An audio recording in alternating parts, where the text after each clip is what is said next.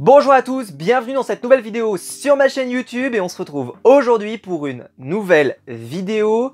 Cette vidéo, c'est une vidéo que j'avais vraiment envie de faire depuis longtemps et voilà, on termine cette année 2020, on commence l'année 2021 et il est temps de dire à quel point l'année 2020 pour la télévision a été une année extraordinaire, une des plus grandes années de mémoire qui m'a été donné en fait parce que, faut le savoir, la télévision était en train de devenir un média, ce qu'on appelle un média de vieux, c'est-à-dire un média qui était plus regardé par beaucoup de monde.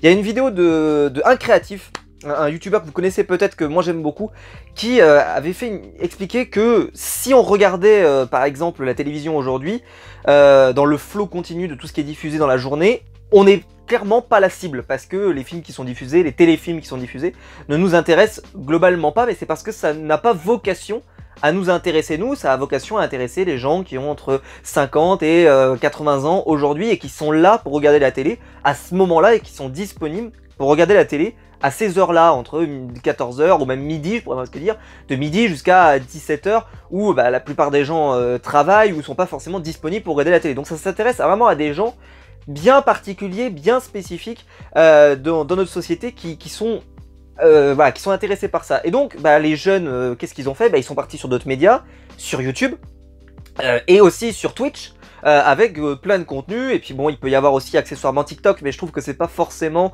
encore vraiment un média de ce type-là, parce que c'est plutôt un truc qu'on consomme rapidement, mais je sais pas s'il y a des gens qui se mettent des heures et des heures sur TikTok comme ils pourraient se mettre sur YouTube ou sur Twitch. Mais bon, ça après c'est... Chacun voit comment il veut, etc. Peu importe. Mais justement, pourquoi j'ai fait cette vidéo, c'est parce que je pense que l'année 2020 a été une année historique pour la télévision. Parce que, vous le savez, il y a eu une pandémie mondiale dans l'année 2020, vous n'avez pas pu y échapper, ou alors vous vivez dans une grotte et vous êtes parti faire le tour du monde, ou alors vous êtes parti faire le tour du monde à la voile et vous n'avez eu aucune nouvelle de la civilisation pendant pendant un an, mais voilà. Ça a cassé un peu tout un modèle, l'économie s'est un peu cassée, on a des gens qui sont restés beaucoup chez eux. Et donc là, il y a eu beaucoup de gens qui sont restés chez eux et qui ont été disponibles pour regarder la télévision. Et je trouve que la télévision a retrouvé sa fonction principale, sa fonction qu'elle n'aurait jamais dû perdre. C'est de rassembler toute la famille devant des grands programmes télé. Aujourd'hui, c'est malheureux à dire comme ça, mais je vais le dire comme ça. Aujourd'hui, malheureusement, j'ai pas besoin d'attendre que les chaînes de télévision me diffusent des films, par exemple. À part rare exception de films français qu'on ne vous verrait pas beaucoup sur internet. Mais aujourd'hui, la culture est tellement accessible, légalement ou illégalement, qu'en réalité, on attend très peu souvent que la télévision nous donne ces films. Par contre, ce que ça a comme intérêt, de fait de diffuser quelque chose à la télévision, c'est que ça permet aux gens de se rassembler à un même moment pour regarder la même chose. Et on l'a vécu cette année, avec la diffusion du Seigneur des Anneaux par exemple, qui a rassemblé beaucoup de gens, la diffusion des Harry Potter sur TF1 chaque soirée, et pourtant les gens les ont déjà vus, des dizaines, des centaines de fois, les Harry Potter. Mais le fait de le regarder avec d'autres gens, en famille, avec peut-être Twitter pour ceux qui ont Twitter, et de tweeter tout le long de la soirée, c'est une expérience qu'on peut pas avoir si on regarde le film comme ça et qu'on se le lance. Moi, j'ai le Blu-ray, hop, je me lance le Blu-ray. Vous le regardez chez vous, c'est une expérience, mais ça sera pas la même expérience. Parce que là, il y avait cet effet de groupe. Et ça, je trouve que la télévision, là-dessus, elle est encore très forte. Et au-delà donc de ces grands films qui ont été diffusés, c'est aussi les grandes émissions de télévision cette année qui ont su proposer des émissions de grande qualité. Et peut-être rappeler à certaines personnes quand même que la télé c'est pas non plus que de la merde. Parce qu'effectivement, comme je l'ai dit, si vous allumez votre télé à 15h sur TF1, vous allez tomber sur un téléfilm de Noël ou un téléfilm avec un meurtrier stupide.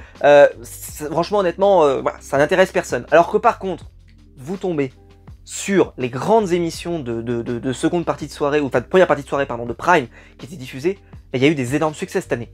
Entre l'incroyable Koh-Lanta, même les 2 saisons qu'on a eues cette année, mais la première, avec cette moitié de All-Star autour de l'île des héros, avec le retour de Claude, de Théoura, le parcours exceptionnel de Sam, et un casting extrêmement clivant, mais fait pour faire réagir. Et je pense que tout le monde s'y est retrouvé, toute la famille, parce que tout le monde avait ses favoris. Claude est devenu une méga star, mais au-delà de ça, Parce qu'avant ça, il était connu, Claude, mais il n'était pas encore à ce rang de star-là. D'ailleurs, il va faire Danse avec les stars, preuve qu'il a atteint un statut assez important. Voilà, maintenant, dans l'imaginaire collectif, c'est devenu un gros nom de la télévision. Et d'ailleurs, il apparaît dans beaucoup de choses depuis, et c'est vraiment quelqu'un qui pèse. D'ailleurs, je suis assez surpris qu'il ne l'ait pas sélectionné pour faire le jeu District Z que présente Denis Brognard, qu'il ait choisi Théoura. J'ai été assez surpris parce que je pensais vraiment qu'il miserait plutôt sur Claude que sur Thé. Mais bon, ça c'est les avis de chacun. C'est important de se dire que là, Koh Lanta par exemple, ça a été un programme mais qui était génial pour tous les gens. Mais au-delà de ça, parce qu'on pourrait se dire, oui, il n'y a que Koh Lanta, c'est l'arbre qui cachait la forêt. Mais cette année, pour moi, la meilleure émission de télévision, c'est même pas Koh Lanta. C'est même pas Koh Lanta, je suis désolé. Pour moi, la meilleure émission de l'année 2020, c'était Top Chef cette année. Quelle année pour Top Chef! Avec un casting proche de 9 étoiles, qui était juste derrière celui de Norbert et Jean, de la saison avec Norbert et Jean, avec Tabata et tout, qui est pour moi le Graal ultime de Top Chef. Là, on était juste derrière, hein. On était à 1 centimètre. C'était extraordinaire. Extraordinaire. Une saison comme ça, c'était super. Vraiment une excellente saison. Mais derrière, il y a d'autres challengers. Pékin Express. La saison de Pékin Express. Ce All-Star qu'on a eu, parce que c'était un All-Star hein, par définition. Un retour. Oh, avec le retour des bûcherons.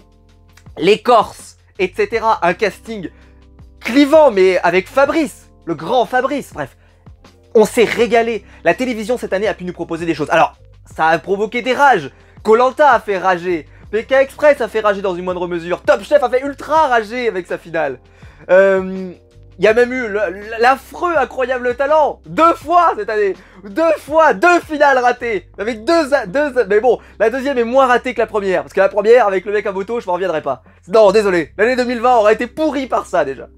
Mais, au-delà de ça, la télévision, elle a su provoquer des émotions. Et je me souviens, il y a une époque, M6 justement, c'était un de leurs slogans. C'est, voilà, on veut provoquer des émotions chez les gens. Et ça, c'est important. C'est vraiment important. Que la télévision, je pense qu'elle avait un peu perdu ça parce que il y avait plus ces programmes qui rassemblent tout le monde. Parce qu'aujourd'hui, moi par exemple, j'ai un petit frère, il est pas intéressé par toutes les émissions que je viens de vous parler. Ni Koh Lanta, ni Top Chef, ni tout ça.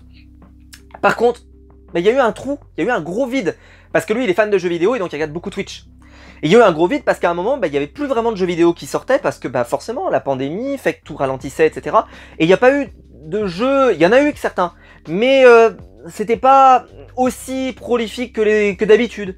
Et donc, il y a plein de gens qui ont essayé de se dire qu'est-ce qu'on pourrait faire ensemble. Parce que d'habitude, il y a beaucoup de gens, voilà, le gamin il va regarder Twitch, l'autre il va peut-être regarder YouTube, l'autre va regarder peut-être une série sur Netflix, etc. ou Amazon Prime, ou etc. peu importe. Et en fait, tout le monde regarde un petit peu son programme avec une tablette, avec un ordi, enfin si vous avez une connexion suffisante. Mais voilà, tout le monde regarde un peu ce qui lui fait plaisir, peut-être du foot si vous aimez le foot, un grand événement sportif, peu importe. Tout le monde, aujourd'hui il y a tellement de choix aujourd'hui qu'on peut regarder tous un peu ce qu'on veut quoi. Et justement ça devient de plus en plus compliqué de rassembler tout le monde. Et cette année, je trouve que la mission elle a été plus qu'accomplie. Et même si effectivement des gens étaient peut-être déçus que Claude ne gagne pas Koh Lanta, comment la déception bien sûr sur la finale de Top Chef, que j'aurais aimé une décision différente. Mais au-delà de ça, et toutes les autres émissions dont j'ai pu parler cette année, bravo. Bravo à la télévision d'avoir su rappeler peut-être un peu à tout le monde qui sont capables de rassembler le public devant la télévision pour créer des émotions. Et je vais juste faire une petite digression pour terminer, c'est que par contre on a terminé la fin de l'année avec District Z. Et District Z, je pourrais même citer Fort Boyard aussi qui a été une excellente surprise cet été, que moi j'ai adoré, je vous avais fait la review de l'épisode 1, j'avais adoré, j'avais trouvé que c'était excellent. Et il y a District Z. Et District Z, c'est l'opposé complet de tout ce que je viens de vous dire là. Un programme avec des zombies, c'est un programme familial. Ça fait kitsch, je vous l'avais dit. Ça fait pas peur. À Noël. Bref, on ne comprend pas. Et je vous l'avais expliqué dans ma review, on ne comprend pas quel était l'objectif de ce programme. Pourquoi il a été lancé. Et donc depuis, les audiences sont de plus en plus mauvaises, et je pense que ça va pas s'arranger, je vous le dis tout de suite, et que ça va terminer en autre boudin, et que probablement il y en aura pas d'autres derrière. Mais pour une raison simple, c'est que c'est une émission qui ne rassemble personne. Et je pense que là, les chaînes de télévision, je sais pas ce qui vous a pris, je sais pas ce qui vous prend, mais peut-être essayer de vous remémorer un petit peu pourquoi les gens regardent la télévision. J'ai hâte que Top Chef redémarre. J'ai hâte, si vous saviez. Pékin Express, j'ai hâte.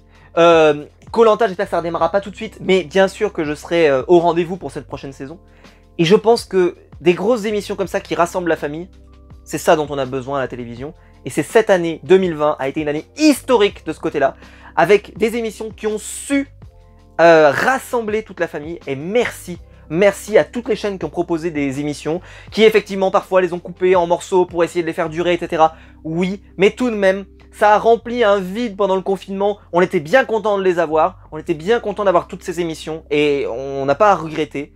Et merci à la télévision d'avoir proposé des contenus de telle qualité. Voilà, j'espère que la vidéo vous aura plu. Dites-moi vous quels sont vos coups de cœur de l'année, quels sont vos grands coups de cœur. Vous pouvez aller voir toutes mes reviews de l'année, elles sont toutes disponibles sur ma chaîne pour vous donner peut-être les grandes tendances de ce que j'ai aimé, de ce que j'ai pas aimé. Allez-y, honnêtement, ça a été une très bonne année. Mais dites-moi vous quels sont les programmes que vous avez aimés. Et quant à nous, si la vidéo vous a plu, vous pouvez la liker, vous pouvez vous abonner, vous pouvez la partager sur les réseaux sociaux. Il y a le bouton rejoindre juste en dessous pour devenir un membre soutien et je vous en remercie. Et quant à nous, on va se retrouver très vite pour de nouvelles vidéos sur ma chaîne YouTube.